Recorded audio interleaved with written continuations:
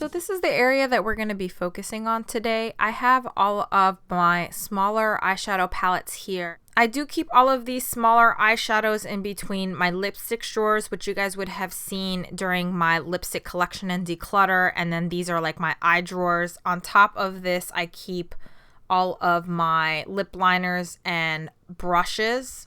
This is actually an organizer for a larger eyeshadow palette. You'll be able to see a little bit better when I pull it out, but this right here is a larger eyeshadow organizer that comes with individual slots that can be removed. You can stand it upright. So that's what I did, is I stood it upright and I organized all my palettes in there, and I use these clear pieces to blend my foundation in or anything that I need to blend on. I really do like these acrylic pieces to do that.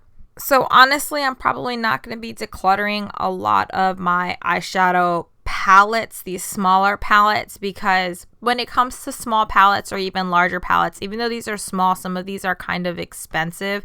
I am very thoughtful on the eyeshadow palettes that I do invest my money in.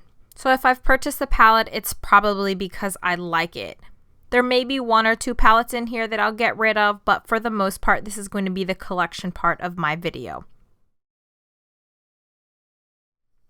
So this first item here is from Wet n Wild, and this is a single eyeshadow in the color Creme Brulee, and it's pretty much just a skin tone color that I use to set my primer or my base. I do like to use the MAC Paint Pot in the color Painterly as an eyeshadow base. And then I have two palettes here from e.l.f. This is the e.l.f. Prism eyeshadow, and this one is in Sunset, and it's a gorgeous eyeshadow palette, but I really don't find myself using this palette because I have a lot of ColourPop shadows that are like this, and I like my ColourPop shadows. Even though this is gorgeous, let me show you guys a few swatches of this. The colors in here are absolutely gorgeous, but like I said, I don't really find myself using this. I haven't used this in probably 6 months, so I am just going to go ahead and pass this one along. So at least that's one eyeshadow palette that's decluttered. The other eyeshadow palette here from e.l.f., this one is Mad for Matte, and I've actually talked about this eyeshadow palette before, and it's essentially an all matte eyeshadow palette, very inexpensive. I love all of the colors in here. Really nice pigmentation, really easy to work with. This, in my opinion, is a dupe for like any of the Naked palettes. So I am definitely going to be keeping this one. So let's start up at the top here. The top palette I have is from Tarte. Top palette that I have here is from Tarte. Sorry, I'm trying not to blind you guys with this ring light here. And this is the Energy Noir Clay palette. And this is what it looks like. This one is fairly new to my collection, and it pretty much just has neutral colors. I really do like this palette. The only thing I don't like is how easily it gets scratched up. The casing already came scratched when I purchased it, but I got it on sale off the Sephora or Ulta website, so I didn't really feel like returning it. None of the eyeshadows on the inside were damaged, so I went ahead and just kept them. The next two that I'm definitely going to be keeping are these Hawaii and California palettes. These are face palettes from The Balm, and that's what the face palettes look like on the inside. They come with eyeshadows, blushes, and some type of highlighter, and I really do like both of these. I like the quality of them. I like the looks that I get out of them. The next palette, I'm not too sure if I'm going to keep. This one is the Tartelette Tease palette, and I bought this one before I had purchased the original Tartelette palette, and the only reason I'm keeping it is because it does have shades in here that are not in the original Tartelette palettes, and I'm keeping this for now, but I may end up decluttering this one if I haven't used it in the but if I haven't used this palette by the end of the year, I am going to declutter it. The next one is my Make It Basics palette, and I talked about this one in my eyeshadow or my palette tag. Sorry if I can get it open. And this is what it looks like. It's basically just a neutral palette. I really, really like this one because I can make a complete look using my ColourPop shadows and just this. So this is like the perfect like companion palette for any crazy colors you may have, or any like glittery shadows you may have, or palettes that only have shimmer shadows in there and you want some type of matte palette. I'll reach for this one, or I'll reach for my e.l.f. Mad for Matte palette. So I'm definitely keeping this one. I'm actually consider purchasing the Naked Basics too, but I've held off on that one because I purchased the e.l.f. Mad for Matte. This one is my Wet n Wild Comfort Zone palette, and this is just one of the like original palettes. I really like this. I really bought it for this color right here, and this is a dupe for Urban Decay's eyeshadow in the color Lounge. It's like a purpley blue that has kind of like a brown undertone to it. I do have Urban Decay's Lounge, so I may actually end up getting rid of that single eyeshadow. I got it from my Ipsy bag, but I really do just enjoy this palette altogether. I am going to be keeping this one. It was an inexpensive palette, and I think everybody should have it in their collection. But if I don't use this palette within the next 6 months, I am going to go ahead and get rid of it. This next one that I picked up, I actually picked up last summer, and this was one of their limited edition summer palettes from Wet n Wild, and this one's called Boardwalk Boozing. And the reason I picked it up because I'm just going to lightly touch one of those shadows, and look how pigmented they are. They're extremely pigmented. This one reminded me of the Urban Decay Electric palette, but look how bright that blue is. And I don't have any palettes with crazy fun colors like this, and it was a very inexpensive palette. I want to say it was maybe like $5 or $6. So this is what I picked up instead of picking up. I was gonna get the Urban Decay Electric Nights palette, but I didn't. I ended up getting that one, and I really, really do like this one. So here you can see what I'm talking about with the dividers. You can move the dividers around, and these are meant so that you could put eyeshadow palettes, but I kind of have organized all my palettes like this. I find that my small palettes work really well in here.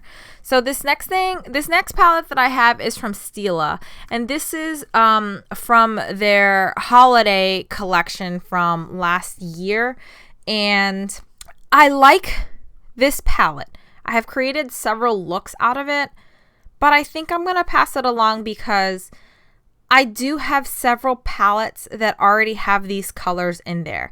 I'm going to hold off just to double check to make sure that no other palettes have this purple in here, but the color payoff and the pigmentation of these shadows is just gorgeous. Absolutely gorgeous. And I really do like that purple. These other colors are really nice, but I have these colors in my Naked palettes, and I'm just going to double check to make sure I don't have this purple because I really do like this purple, but I believe I have it already in another palette. So if I do have it in another palette, I'm going to go ahead and get rid of the Stila one. So these next two palettes are from Tarte, and this is the Rainforest After Dark Eye and Cheek palette. And I like these eye and cheek palettes because they come with a blush. This is the reason why I picked this palette up. I really, really like this. Everything in here works really, really nicely. The blush works really nicely with the eye colors. Any eye combination that I've come up with works really well with this blush. This highlighter is very nice. This contour / bronzer color is really nice, and it actually does show up on my skin tone. I don't really like to use that much contour and highlight, but when I do want to contour and highlight, it's nice to have the options in one palette. So I'm definitely keeping this one.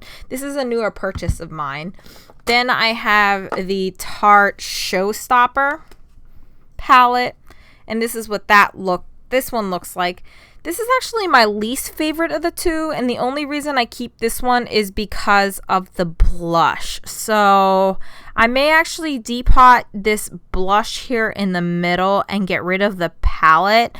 But for now, the only reason I really keep this is the blush. I mean, I've used this palette and some of the colors are nice, but I have other colors in other palettes that are very similar, so I may actually end up getting rid of this one, but I have to depot that blush. Hello, ring light. So these are all my Too Faced palettes, and these are the 9 eyeshadow pans. I've picked up a lot of these off of Haute Look. This first one is the Too Faced Rock and Roll Candy Eyeshadow Palette, and I like this one. Let's see if this purple is similar.